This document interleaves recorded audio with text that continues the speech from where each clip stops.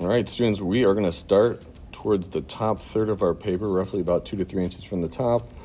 And we are drawing a line right across that. That's our horizon line, which divides our ground and our sky. And then we are going to place our vanishing point here, and that is a point in space where all parallel lines meet. Now we're drawing our line down towards the left, not quite in the corner, but close. Okay, make sure you have those right there. All right, so now we are going to make 2 lines down here. That's where our train tracks are going to be. They're about 3 inches wide at the base. Over here, we are going to make a square, starting right on the horizon line because we want it slightly above the horizon line, but really close to the edge on the right. We're going to clean that up a little bit, kind of make it a little more square-like. It can be slightly rectangle, cleaning that up a bit. So to find the center, you are going to go from corner to corner and across, making an X and then a line up. When you make the line up, that's as high as your peak of the roof is going to be. And so then we're going to draw angles down to the corners, making the edge of our building, the roof. And now, all right, so right over here, we are going to draw lines from the vanishing point, making sure we use a ruler to the corners of our building. And this is going to make the width of our building. Remember, the objects are closer or larger, objects farther away are smaller. And we're going to go from the top of our roof. We use the same angle here, slide the rule over and make the other side of the roof. That way we have the same angle. Okay, you clean up your lines as needed so they're less distracting. Do a rough cleanup, and then later I'm going to erase a little bit nicer. So now we're moving on here. We're going to make windows and doors on this side. Because they're on this side and they're parallel to us, they do not get a distorted look. So they're just regular size orientation windows. I usually have my window on the left the same height as the door I'm going to make on the right, and I put a window right here kind of in the center there. I'm just kind of feeling this out and eyeballing it. All right.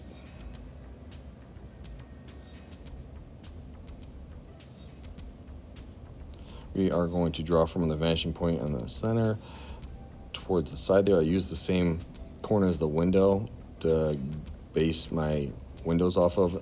And once again, I make a large section here, and then I divide that. The section away from me should be smaller than the section close to me.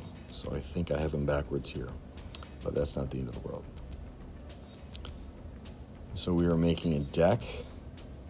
All right, so just drawing that behind, using overlap right here, which really helps sell the whole feeling of the illusion of depth by not seeing the other side of that deck there. And we'll continue to use the concept of overlap off and on. Here we are making the width of the deck to kind of give that some space, keeping it thin but not too thin. We're doing the same here on the side, still using the vanishing point and a ruler, cleaning lines up slightly.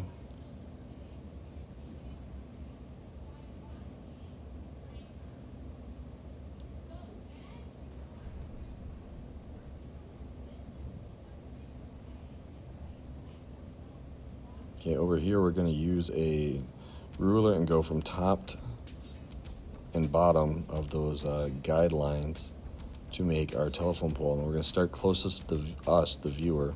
So it's going to be tall, and it's going to slowly get smaller and smaller and smaller. Make sure it's as straight as you can. Make sure you use a ruler. And as you see, I'm trying to correct that as well. And at the tops and bottoms, I'm going to round them off slightly to give that feeling of form, even though we're not shading it yet. I'm going to draw these cross beams out and braces just to make that look a little more realistic. Make sure you check out photographs if you want to improve your realism. Always use a reference image. I'm dividing that section, that triangle, in half, and this is going to help me find even spacing for the telephone poles. So now I'm going to just pick a spot and make one, and then I'm going to go from the top of the left one to the bottom of the right one. You should see what I mean here in a second, and that is going to give us an angle, just like that. I'm going to use that angle using the center line right there and slide it over and keep on repeating. Slide over, slide over, slide over.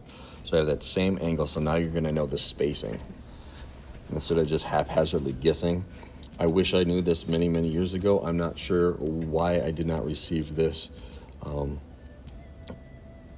earlier in my career, but it's definitely important, so I'm sharing it with you guys. Taking the time to fill those out, erase the guideline. Down here on the bottom, I am making kind of like a grassy edge. It's kind of trying to pencil that in. Here I'm adding a lip on the side, and that is for the edge of the roof that hangs off, and we're doing the same thing on the bottom left, and it's slightly extending the top of the roof just so it has a little more feeling of a physical roof sitting on top of the building. We're extending things out slightly, making some sort of porch. All right, we're getting towards the end here. We're going to do train tracks. Make sure they're you do the edges to the vanishing point because the wood overlaps the rails, and then you are going to have them wider closer to you and thinner the farther away they go. Using a ruler, try to go straight as possible. Remember, the closer ones are wider, the farther away they go thinner, so gradually you won't put as much space in between the wood and the slats. So there we go. I'm going to clean that up, and we're about to be on part 2, which is when we add a few more details.